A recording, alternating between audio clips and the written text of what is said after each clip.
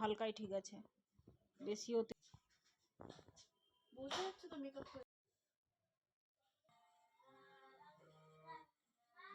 ওটাও নিয়ে নে।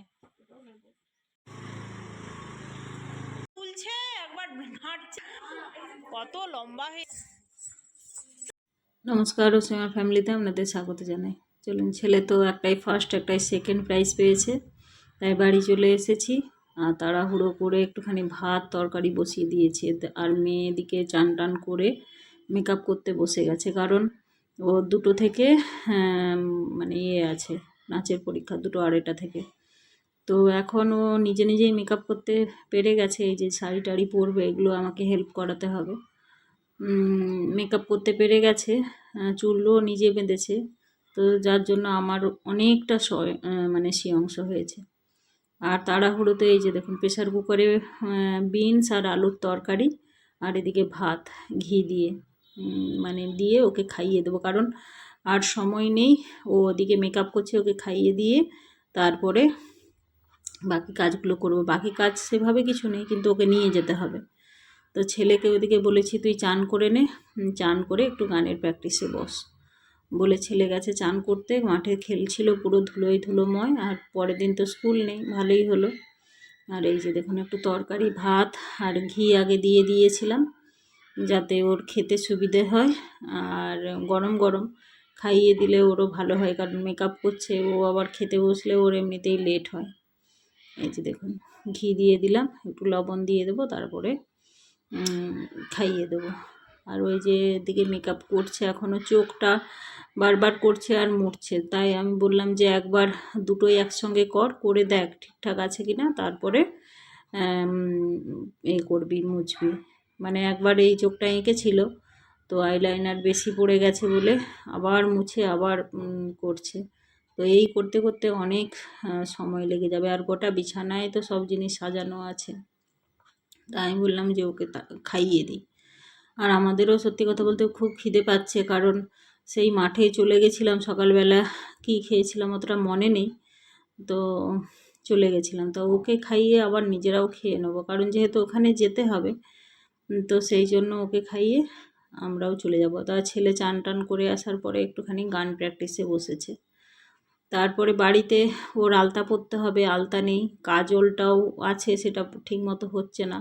তো ওই নাচের ক্লাসের পাশে এক দিদি বাড়ি আছে, ওখানে যাব, ওদের বাড়িতে একটুখানি আলতা পরাবো, আর ওই কাজলটা ওখানে ও পরে নেবে। দেখতে থাকুন পুরো ভিডিওটা।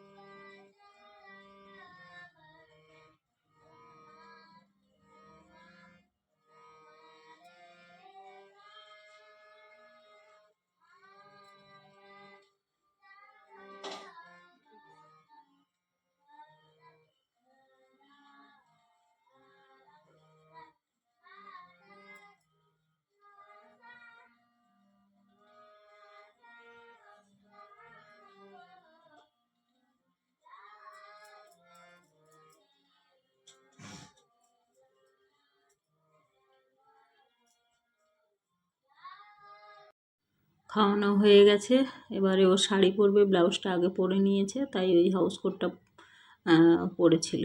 তো ওর চুল বাঁধা হয়ে গেছে, তো টিকলিটা ওইভাবে নেবে, তো সেই জন্য ওকে করে দিলাম, দেখলাম। তারপরে এই যে শাড়ি টাড়ি পরে প্রায় কমপ্লিট, কিন্তু যেহেতু এখন আলতা পরেনি আর কাজলটা পরবে, তো সেই জন্য একটুখানি আগেই বেরিয়ে যাচ্ছি।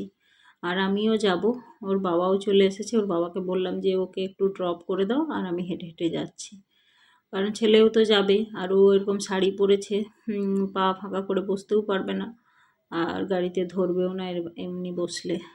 আর এই যে রেডি হয়ে গেছে, এই শাড়িটাই এইভাবে পরার মানে সব কিছু বলে দিয়েছিল। ও ভরতনাট্যমের এক্সাম দিচ্ছে, এই যে আর কি বড় বড় লাগছে শাড়ি পরাতে। তো জুয়েলারি সবই কমপ্লিট হয়ে গেছে, শুধু ওই আলতাটা পরতে হবে।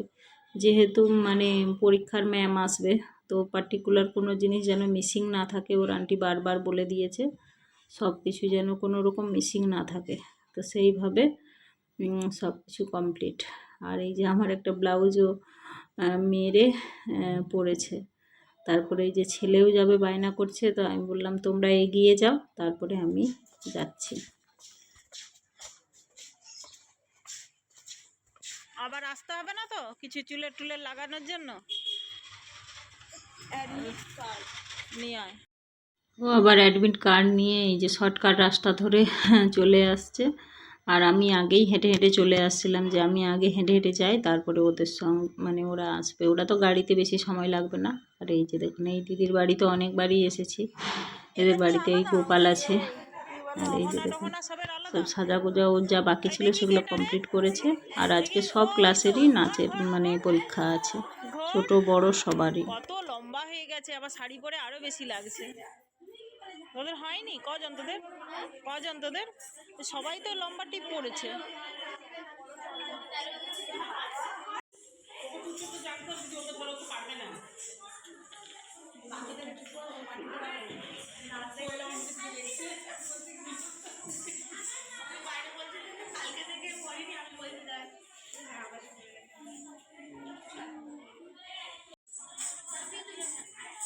অ্যাডমিট কার্ডটা নিয়ে যেতে হবে নাকি?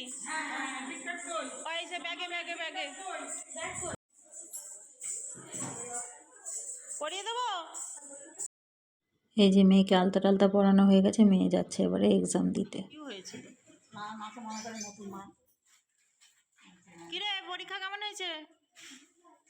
সব নার্ভাস। ভালো হয়েছে?